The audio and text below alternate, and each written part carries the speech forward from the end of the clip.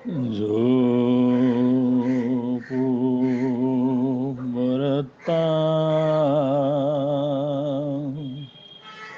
वरत काले संपीखया पग मोपयेणन्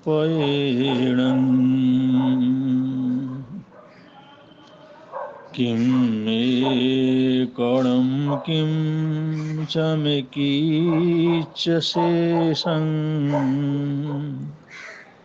किं सकणिजं न समायरामि किं सकणिजं न समायरामि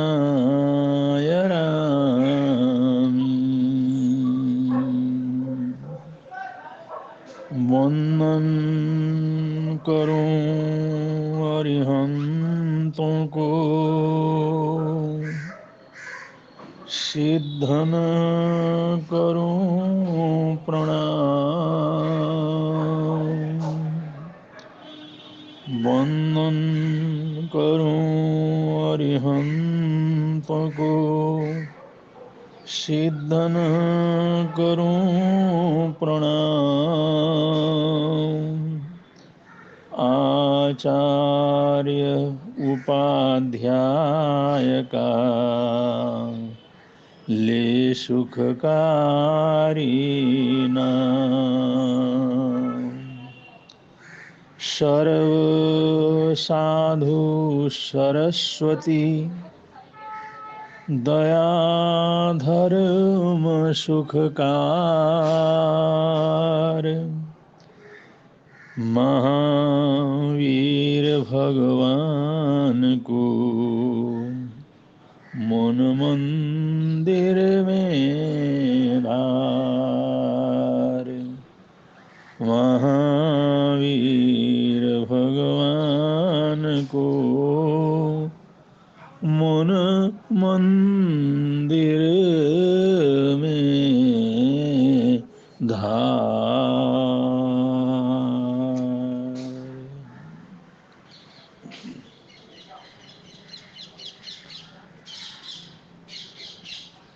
मानव जीवन मिला है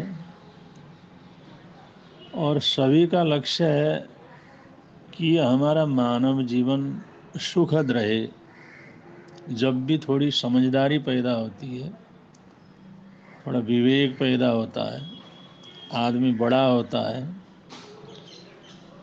तो यही सोचता है किस तरह से मैं सुख शांति को प्राप्त करूं, किस तरह से सुख साधन उपलब्ध हो और क्या करना चाहिए जिससे जीवन में सुखद क्षण आए और प्रसन्नता पूर्वक इस जीवन को जी सकें और समय को व्यतीत कर सकें। सुख तो सबका लक्ष्य है, चाहे वह आस्तिक हो चाहे नास्तिक हो, चाहे धर्म श्रद्धा रखता हो या नहीं रखता हो, जीवन में श्रेष्ठ संस्कार हो या न हो, पढ़ा लिखा हो या मूर्ख हो, लेकिन सुख को सबका लक्ष्य है। दुनिया में जितने भी भाग दौड़ चल रही है, दुनिया दौड़ रही है, वो सुख प्राप्त करने के लिए दौड़ रही है और उस सुख प्राप्त करने के लिए, उस सुख के साधनों को उपलब्ध करने के लिए दौड़ रही है। तो अगर हम जीवन को सुखी बनाना चाहते हैं तो कुछ छोटे छोटे संकल्प करने की भी जरूरत है। कुछ दैनंदिन चर्या भी अपनी होनी चाहिए। कुछ तो हम अपने जीवन में ऐसा करते रहें जिससे हमें सुख शांति मिले। उसके लिए शास्त्रकार फरमाते हैं, महापुरुष ये संदेश देते हैं, सिर्फ छोटे छोटे 5 संकल्प अगर ये भी हम अपने जीवन में याद रखते हैं और निरंतर उसका आचरण करते हैं तो हम इस दुनिया में आराम से सुख शांति को प्राप्त कर सकते हैं, साधन भी उपलब्ध कर सकते हैं और साधनों का सही सदुपयोग भी कर सकते हैं। उसके लिए बहुत आवश्यक है हम कुछ प्रारंभिक कुछ बातों का जरूर ध्यान रखें। उनमें सर्वप्रथम 5 बातें हर बच्चे के लिए, हर विद्यार्थी के लिए, हर युवक युवती के लिए, हर नागरिक के लिए जीवन शास्त्रियों ने तय किया है और उन्होंने फरमाया है, और ये धार्मिक दृष्टिकोण से भी बड़ा महत्वपूर्ण है, सांस्कृतिक दृष्टिकोण से भी इस चीज को अपनाना बहुत जरूरी है। अगर हम सिर्फ सामाजिक या राष्ट्रीय जीवन को भी ऊंचा उठाना चाहते हैं तो भी ये 5 संकल्प तो जरूर दोहराना चाहिए। सबसे पहला है प्रातःकाल जैसे हमारी नींद खुले, नींद जैसे पूरी हो, नींद खुले और आंख खुलने से पहले, नींद तो टूट जाए लेकिन अभी हमने आंख नहीं खोली, उसके बीच में हम अपने आराध्य को स्मरण करें। आज का जीवन, आज का दिन हमारा सुंदर हो, सुखद हो, उस समय मन मन के अंदर ही प्रभु से प्रार्थना करें, या उठ करके बैठ गए हो तो बैठे बैठे ही प्रार्थना करें, अगर खड़े हो ही गए हैं तो खड़े होकर के प्रार्थना करें। लेकिन सबसे पहली प्रार्थना ये होनी चाहिए प्रभु परमात्मा के प्रति उनका स्मरण करते हुए, ये जो आज का जीवन हमारे को मिला है इसके लिए धन्यवाद देते हुए आज के दिन कुछ न कुछ अच्छा करने का भाव रखें। कोई एक आधी बात, किसी चीज को छोड़ने की प्रतिज्ञा कर सकते हैं, किसी चीज को ग्रहण करने की प्रतिज्ञा कर सकते हैं, किसी आचरण को आचरण में लाने का प्रतिज्ञा कर सकते हैं। कोई न कोई एक आधी प्रभु परमात्मा को याद करके उनको धन्यवाद देते हुए एक आधी छोटी मोटी अच्छी प्रतिज्ञा दोहराए मन के अंदर कि आज का दिन हम ये जरूर करेंगे जो सुखद हो, आनंद मंगलमय हो, सबके लिए हो। ऐसा कोई ना कोई एक आधा संकल्प लेना, और एक आधा संकल्प तो कोई प्रभु परमात्मा को याद करके लिया ही जाता है। वही प्रभु परमात्मा के चरणों में फूल है, वही दिया है, वही उनकी आराधना है, वही साधना है। कोई ना कोई अच्छा संकल्प उनके चरणों में चढ़ा दे, उनकी आज्ञा ले, आज के दिन हम ये एक अच्छा काम जरूर करेंगे। तो इस प्रकार सूर्य उदय के साथ साथ या निंद्रा टूटने के साथ साथ उस दिन का प्रारंभ हम प्रभु के स्मरण से और साथ साथ में किसी न किसी संकल्प को उन चरणों में समर्पित करके हम ये दिन की शुरुआत प्रारंभ करें, ये बहुत आवश्यक है। और शास्त्रकार दूसरी बात कहते हैं कि समर्पण भाव, और समर्पण किसके प्रति? हमारे घर में हमारे दादाजी हैं या हमारे दादी जी हैं, पिताजी हैं, माताजी हैं, ताई चाची हैं, कोई भी हमारे जो जीवन में या हमारे परिवार में जो हमारे आदरणीय हैं, हमारे सम्माननीय हैं, जिनका अनंत अनंत उपकार हमारे ऊपर है, उन बुजुर्गों को सम्मान देना, उनके चरण छूना, पैरी पावना करना या उनका आशीर्वाद लेना, उनके सामने झुकना। अगर वो आशीर्वाद के साथ साथ कोई शब्द बोलते हैं, कोई प्रेरणा देते हैं, कोई सजेशन देते हैं, तो उसको शहर से स्वीकार करना, वहाँ पर बहस नहीं करना, वहाँ पर उसको नकारना नहीं, उनको मना नहीं करना, बल्कि अगर ऐसी कोई बात कहते हैं तो उसको शहर से स्वीकार करना, उनका आशीर्वाद लेना। ये एक समर्पण भाव रहता है। अगर बड़ों के प्रति, घर परिवार वालों के प्रति, घर में अपने बराबर वाले मित्रों के प्रति, भाई बहनों के प्रति, उनका, क्योंकि उनके सहयोग से ही तो हमारा जीवन का निर्माण हुआ है, तो उनके प्रति थोड़ा ये समर्पण भाव, आदर भाव, सत्कार भाव हमारे जीवन के अंदर होना चाहिए। ये दूसरी प्रतिज्ञा है। और तीसरी बात हमारे जीवन के लिए बहुत आवश्यक है, अन्न, पानी और ऊर्जा। भोजन का सम्मान करें, भोजन का आदर करें, भोजन को सम्मान पूर्वक ग्रहण करें, उसका दुरुपयोग न करें, भोजन का अपमान न करें। अन्न, अन्नम वै ब्रह्म, अन्न को तो ब्रह्म का रूप कहा गया है। तो इसलिए अन्न का सम्मान करते हुए एक प्रसाद के रूप में, एक हमारे जीवन के अति आवश्यक तत्व के रूप में उसको बड़े आदर और सत्कार के साथ उसको ग्रहण करना। ऐसे ही जल, जल जीवन, हमारा जीवन जल की वजह से, तो जल जीवन है, जल का दुरुपयोग नहीं करना, जल को बड़े सम्मान से के साथ लेना, सबसे पहले जीवन को जल के साथ प्रारंभ करना। अगर हम रोज कुछ खाने से पहले अगर स्वच्छ शुद्ध अगर जल को प्रभु का नाम स्मरण करते हुए, कुछ संकल्प करते हुए, कुछ सद्भावना करते हुए अगर जल ग्रहण करते हैं सम्मान पूर्वक, तो हमारा जीवन ऊर्ध्वगामी होता है, जीवन की ऊर्जा बढ़ती है। और एक तो आंतरिक ऊर्जा ये भोजन से और जल से उपलब्ध होता है।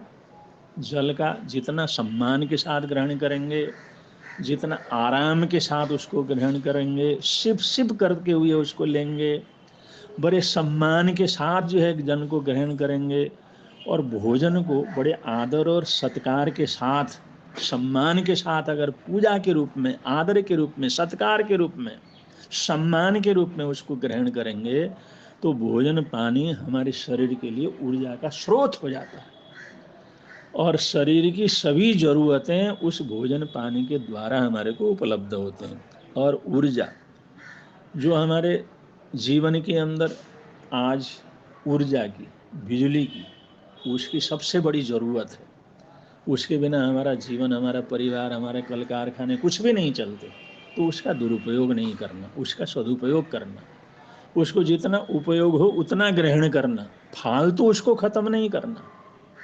तो इस प्रकार हमारे जीवन के लिए जो अन्न, पानी और ऊर्जा जो आवश्यकताएं हैं, इनका प्रयोग बड़ी सहजता से, बड़े सम्मान से, बड़े आदर से अगर हम करते हैं, उनके दुरुपयोग को पूरी तरह से रोकते हैं, एक एक बूंद का संरक्षण करते हैं, एक एक दाने का आदर और सत्कार करते हैं, तो इससे हमारे जीवन की आंतरिक प्राण शक्ति, ऊर्जा शक्ति बहुत अच्छी तरह से डेवलपमेंट होती है, और इम्यूनिटी हमारे शरीर के अंदर बढ़ती है, रोग प्रतिकारक क्षमताएं उसके अंदर बढ़ती हैं। ये छोटे छोटे कार्य हमारे जीवन के लिए बहुत महत्वपूर्ण होते हैं। चौथी बात है प्रकृति के प्रति प्रेम पूर्वक सामने आना। हम जैसे घर से निकलते हैं, पानी दिखाई दे सकता है, पेड़ दिखाई दे सकता है, आकाश दिखाई दे सकता है, सूर्य का प्रकाश दिखाई देता है, या रात को आते हैं तो चंद्रमा दिखाई देता है, रोशनी दिखाई देता है, अंधकार दिखाई देता है, पेड़ पौधे दिखाई देते हैं, जीव जंतु दिखाई देते हैं, प्राणी जगत दिखाई देता है। ये सारा हमारा पर्यावरण है, प्रकृति पर्यावरण है। इस पर्यावरण की वजह से हम लोग जिंदे हैं। हमारे को जिंदा रखने के लिए पर्यावरण का निर्माण हुआ है प्राकृतिक रूप से। तो जो हमारे जीवन के सुख के लिए जिस पर्यावरण का इतना अच्छा वातावरण बनाया गया है या बना हुआ है, तो उसका आदर करना, उसको प्रेम पूर्वक देखना, उसका सम्मान करना। जो भी देखें हम प्रेम पूर्वक देखें, सद्भावना पूर्वक देखें कि ये हमारे लिए कितने उपयोगी हैं। फूल हमारे लिए कितने उपयोगी हैं, घास हमारे लिए कितने उपयोगी है, पेड़ हमारे लिए कितने उपयोगी हैं, पौधे हमारे लिए कितने उपयोगी हैं, बादल हमारे कितने उपयोगी हैं, वर्षा हमारे लिए कितने उपयोगी है, या जो सर्दी और गर्मी, ये भी मौसम का परिवर्तन, ये भी हमारे जीवन के लिए कितना अधिक उपयोगी है। तो प्रकृति के हर अंग के प्रति हमारे अंदर से प्रेम बरसना चाहिए। हम उनको देखें तो प्रेम पूर्वक देखें, सद्भाव पूर्वक देखें, ऐसी आदत डालना। जिधर भी जाएंगे तो प्रकृति के बीच में रहते हैं, एटमॉस्फेयर के बीच में रहते हैं, तो उसके प्रति सम्मान का भाव रखें, आदर का भाव रखें। तो ऐसे प्रकृति के प्रति प्रेम, उसको एकदम नष्ट न करें, खत्म न करें, बर्बाद न करें, उनको तोड़े नहीं, मरोड़े नहीं। एक फूल को होने में कितना परिश्रम रहता है, वो कितने गर्मी सर्दी झेल करके वो फूलता है और वहाँ से वो सुगंध प्रदान करता है, एक वातावरण को अच्छा बनाता है। हमने एकदम उसको तोड़ करके नहीं फेंकना, उसका आदर करना, उसका आनंद लेना है, उसको प्रेम पूर्वक देखना है, उसके लिए मंगल कामनाएं करनी है।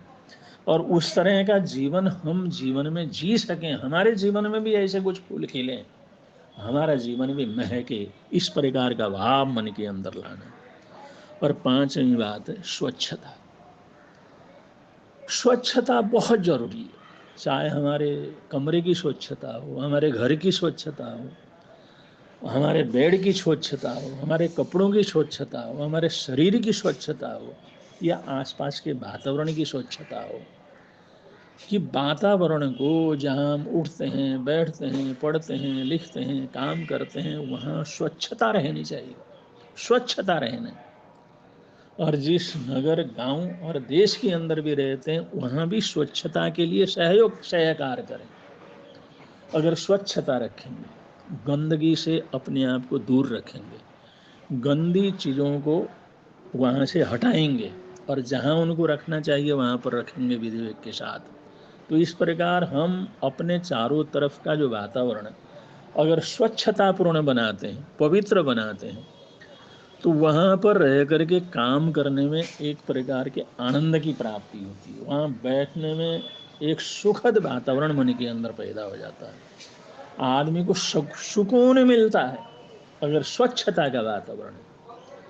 तो स्वच्छता बनी रहे, स्वच्छता का ध्यान रखना। अगर कहीं पर भी कुछ अस्वच्छता है तो उसको दूर करने के लिए कुछ प्रयत्नशील रहना, कुछ एक्टिव रहना, इसके ध्यान रखना, दूसरे को मोटिवेशन देते रहना।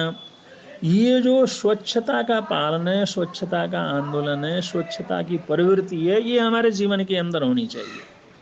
क्योंकि कहीं भी अगर बैठते हैं, पाठ भी करते हैं, पूजा भी करते हैं, बैठते हैं, आराधना साधना भी करते हैं, तो वहाँ पर स्वच्छता रहेगी तो हमारी हर चीज अच्छी होगी, वहाँ पर अच्छा वातावरण तैयार होगा। तो ये स्वच्छता का भी हम लोगों ने ध्यान रखना है। तो इस प्रकार ये कुछ ऐसी बातें हैं जो हैं बहुत छोटी छोटी, हैं बहुत छोटी छोटी, और इनको प्रयोग करना भी कोई कठिन काम नहीं है।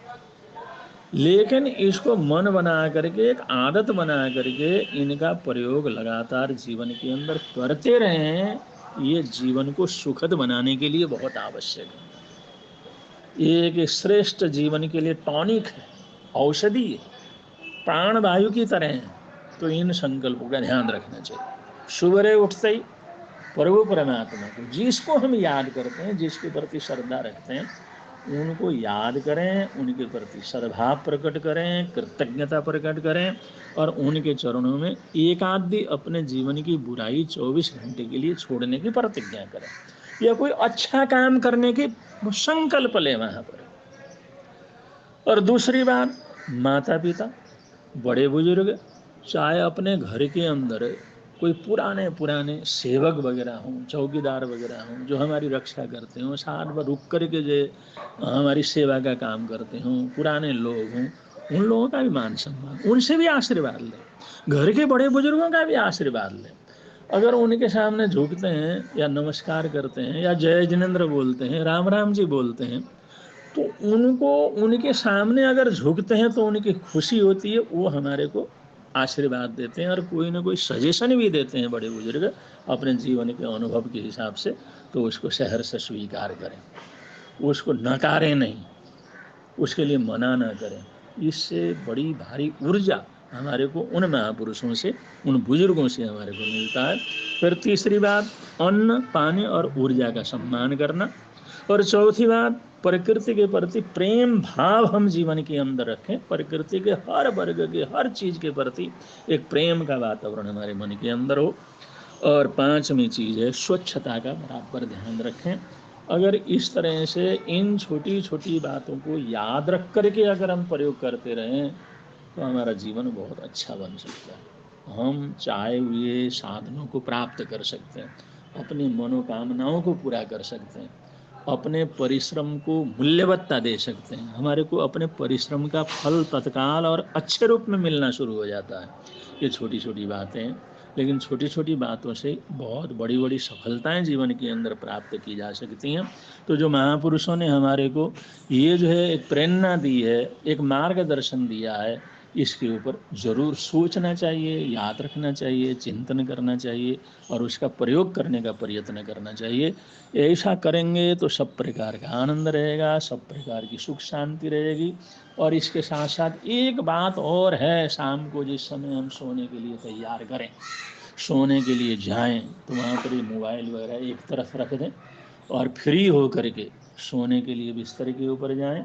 उस समय एक आलोचना करें कि आज दिन भर में किसी को भी हमारी वजह से तकलीफ पहुंची हो तो उसके लिए क्षमा याचना करते हैं, या हमारे से कोई गलती हुई हो तो उस गलती को स्वीकार करते हैं। जो आज हमारे से कोई गलती हुई तो उसको कल फिर दोबारा नहीं करेंगे। ऐसे कुछ आत्मा आलोचना करना और कुछ प्रायश्चित्त वगैरह करना और कुछ आगे उस दोष को न दोहराने की प्रतिज्ञा करना, ये भाव मन के अंदर लाना, ये आलोचना करना, ये आलोचना करने के बाद क्षमा याचना करके सोना कि तमाम दुनिया से किसी से जाने अनजाने कुछ भी हुआ हो तो हर प्राणी से क्षमा याचना करके फिर हम सोते हैं तो उसको बहुत अच्छी निंद्रा आती है, वो योग निंद्रा के अंदर चला जाता है। और 6 घंटे की योग निंद्रा हो जाए तो 24 घंटे या 18 घंटे तक उसके जीवन में ताजगी बनी रहती है। तो ये बात तो छोटी है, लेकिन इसका प्रयोग करें तो इसके परिणाम बहुत अच्छी तरह से हम अपने जीवन में अनुभव के अंदर ला सकते हैं। तो लाना चाहिए, करना चाहिए, प्रयत्न करना चाहिए, जरूर आप लोग करेंगे। इसी मंगल कामनाओं के साथ, सद्भावनाओं के साथ अपने वक्तव्य को यहाँ पर विराम दे रहे हैं। बड़े प्रेम से आप लोग बोलेंगे, मिलता है, मिलता है आनंद प्रभु की वाणी से, मिलता है, मिलता है आनंद प्रभु की वाणी से। प्रवर्तक शांति गुरुवर प्यारे, जीवन नैया के रखवारे, जोड़ गए संबंध प्रभु की वाणी से, जोड़ गए संबंध प्रभु की वाणी से।